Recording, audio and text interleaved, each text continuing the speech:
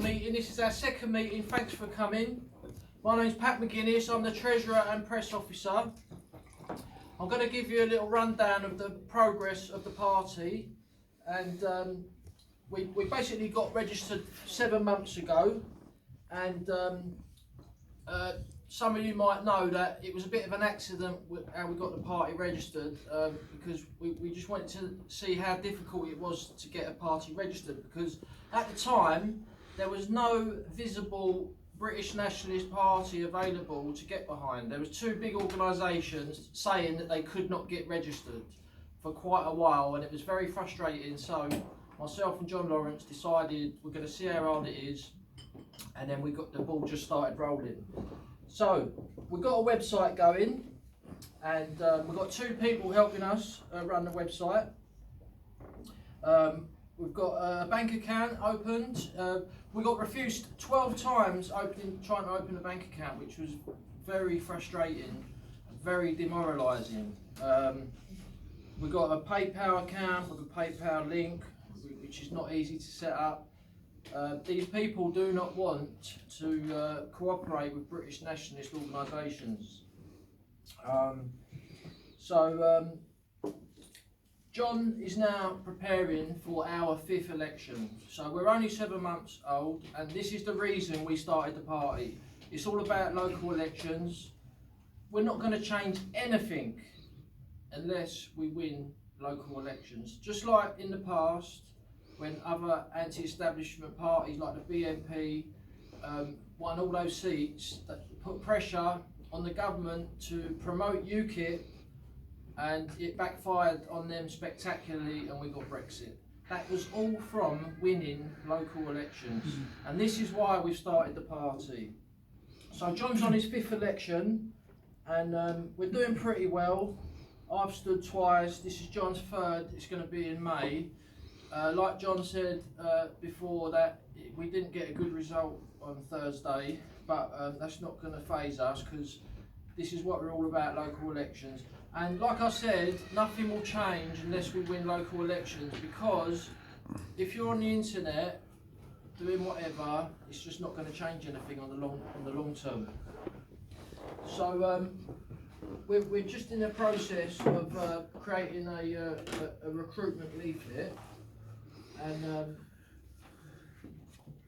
you know, we want people to stand, basically. We need people to join the party, we need people to stand. It's not easy to find people to stand, and that's why we have got a realistic message to get behind.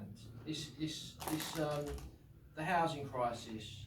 Immigration needs to be stopped, because we've got 1 million people waiting for council flats.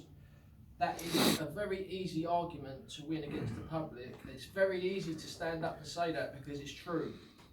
And anyone who disagrees with that, they should be the ones who are ashamed. So yeah, we've got a new leaflet just about to come out.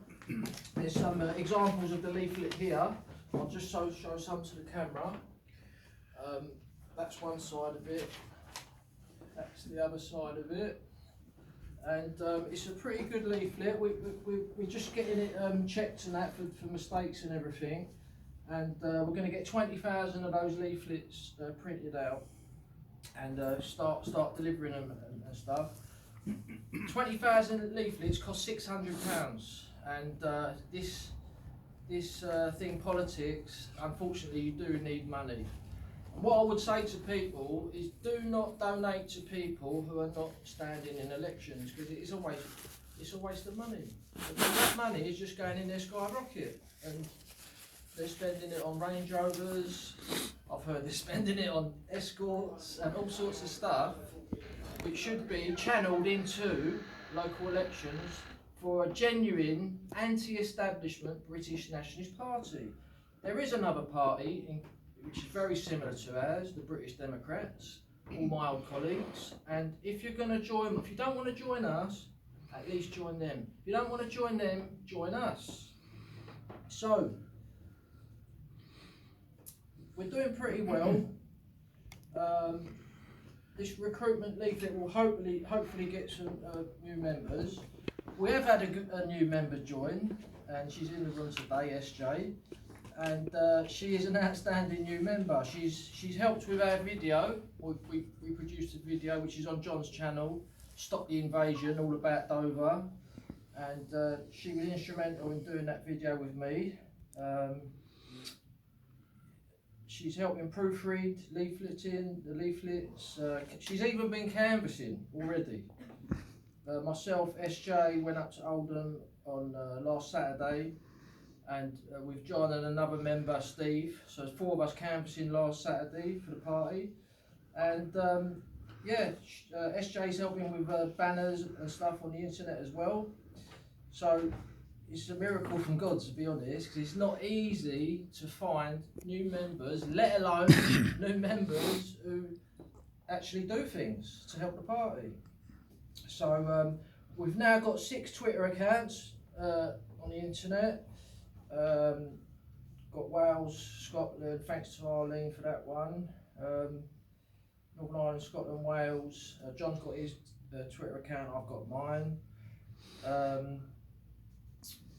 Yeah, we've had Paul Rimmer join the party, the veteran nationalist, Paul Rimmer. Thanks to Steve Laws for allowing us to use his articles on our website. Thanks to Mike Jones, Roberta Woods, who've helped me out. I've also helped the Brit Dems on a couple of things, so you know, we're working together. Thanks to Nick Hill, he's not here today. So yeah, and Katie Fanning helped us get the party registered, thanks to James Goddard, who's also helped us. You know, so we're a new party, but we have actually been in the newspapers 9 times already. Some of you might know the epic banner drop at Blackwall Tunnel, and incidentally, quite a few of the people who was there, they're now with the British Democrats, so shout out to them as well.